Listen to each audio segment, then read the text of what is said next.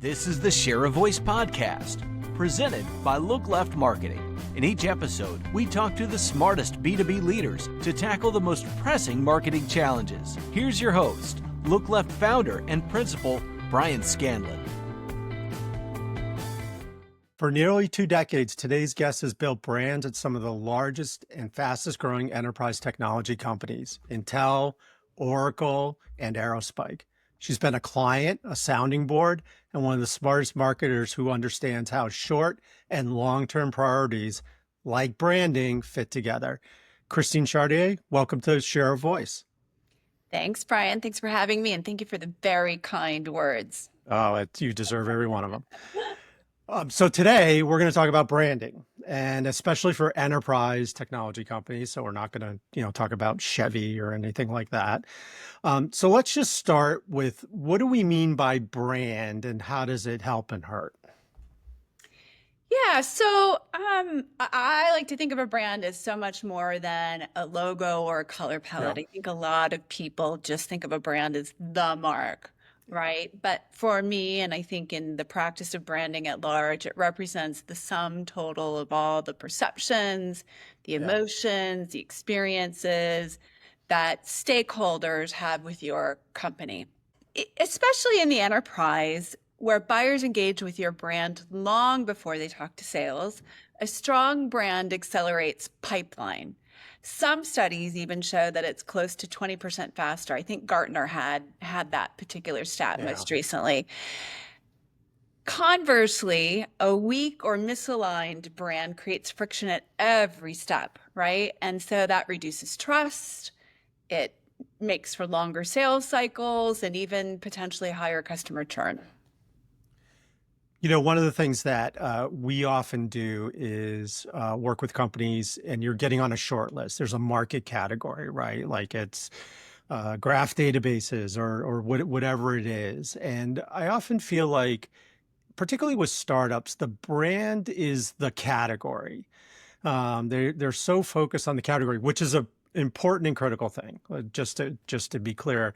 But it doesn't go sort of like a level above and transcend it, because when you focus on the category, there's almost like no emotion or feel. I think there's this kind of emotion component. Do you have some thoughts on kind of that? Like we're so focused on the tech, and the bits and the bytes, but buyers are humans. Yeah, absolutely. I think there are a couple of forces at play when you see enterprise companies sort of brand the category or the market. For instance, like Aerospike graph database. You and I had a previous conversation about that. And I think it's a super common tension as you're calling out in enterprise branding. And part of it is about category signaling, right? Wanting buyers to immediately understand what it is that the company does or what it is that the company is selling. But there's a really practical component at force as well, and that's trademark law. And so interestingly enough, it's significantly easier to secure a trademark when you combine a distinctive brand name like Aerospike, for instance, with a descriptive noun like graph database. Yeah. Easier to trademark, cheaper to trademark, faster to trademark. And there's a search correlation too when that keeps 100%. appearing. So if you're inventing a word like Pentium, Celeron, Intel Pentium, Intel Celeron, right? Those words and standalone nouns are legally much harder and more expensive to protect. Yeah. So pairing a unique mark like Aerospike with a generic descriptor is really safe and defensible and cheap and fast. You said something really interesting about signaling the market. People sometimes often think their brand has to be like something that's never been said before. And that's sometimes where you get the weird naming, or, whatever you do means in some obscure foreign language.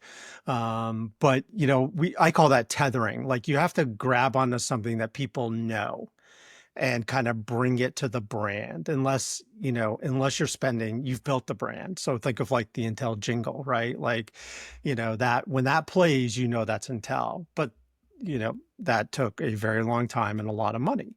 Exactly. But you have to kind of, tether to something that they really understand, like a problem or something. I always think of like, and keep it kind of simple. I always think of like, Salesforce as the legendary no software, right? And, with the Ghostbusters no smoking symbol before it.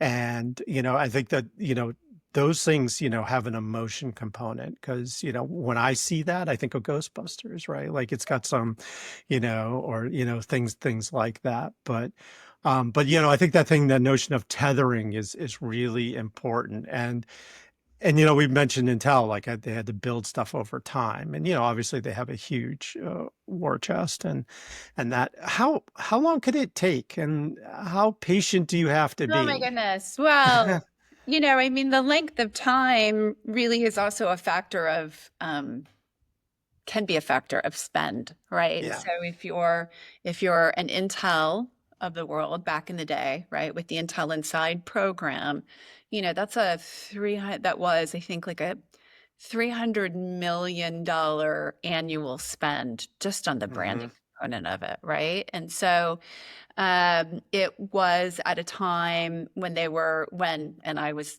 part of all of this, when we were building the brand, um, the battle for your eyeball was much less. There weren't as many channels as there are today.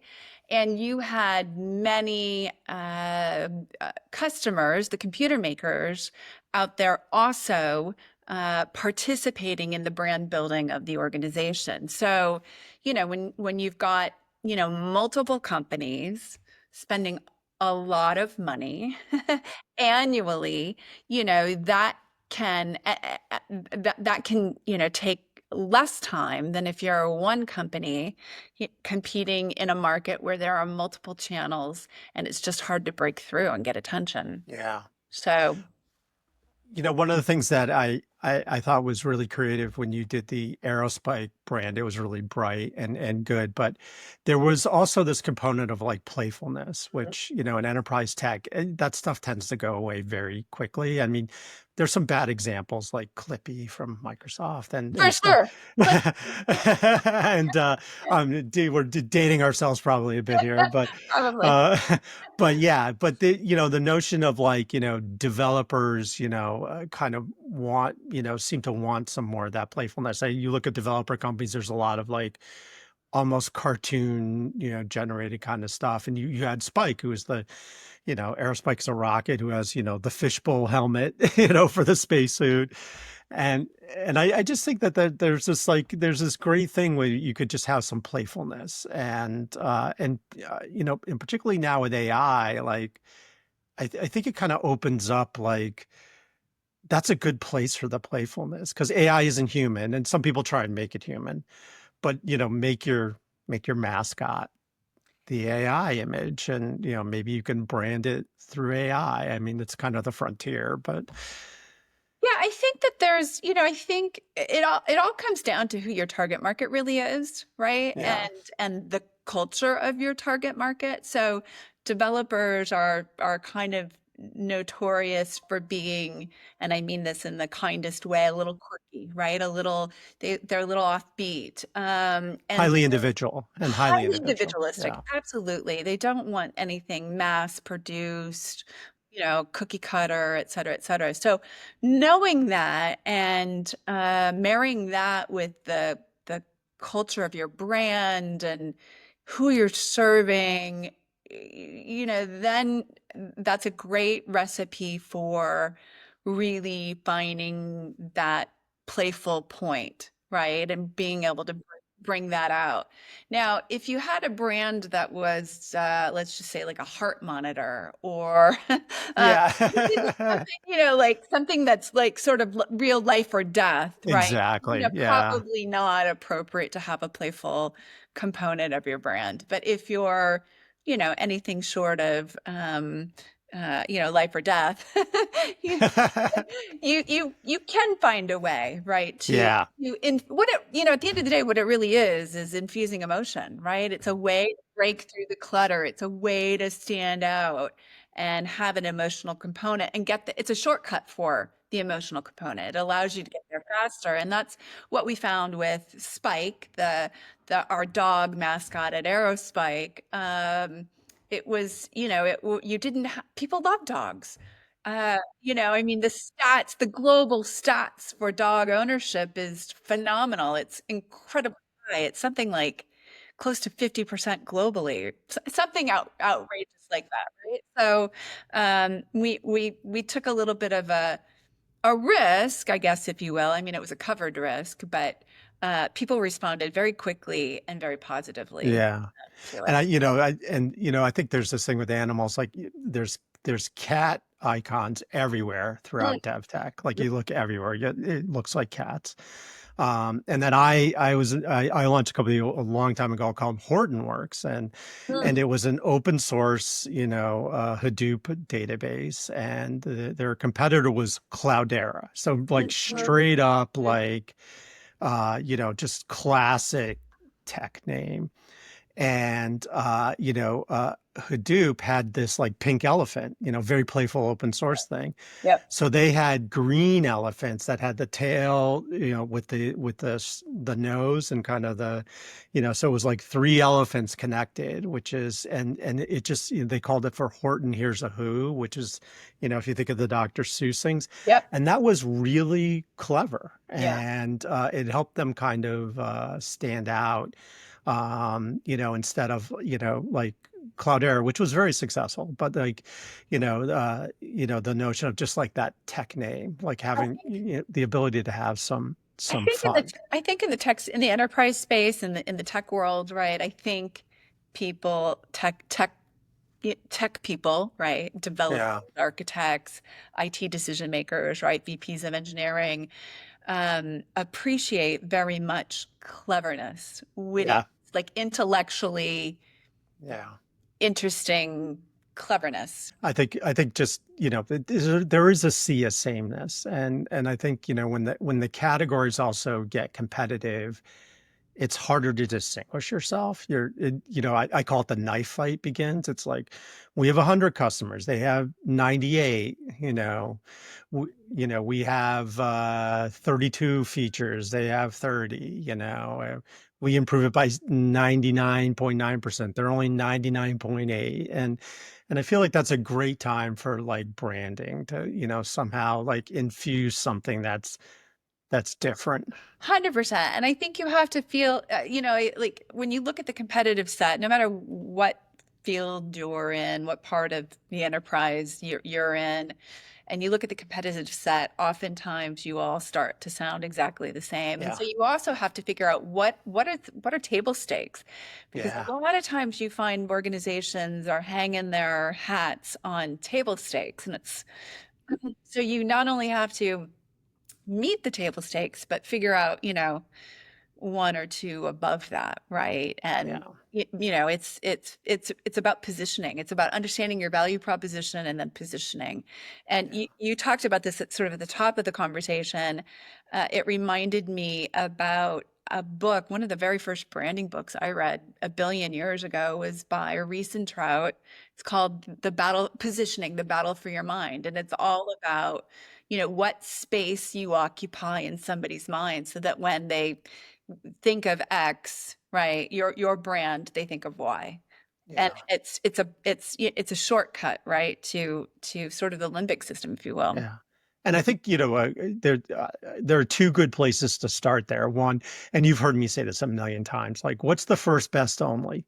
Like, what it somehow makes us unique, and unlike, this other company, and that could be a really good place to start. And the other one is the problem, like what, because everybody has an emotional connection to the problem, the thing that is kicking their butt, Yeah. costing them so much money. No software, right? Salesforce, like interestingly enough, the problem isn't your sales CRM.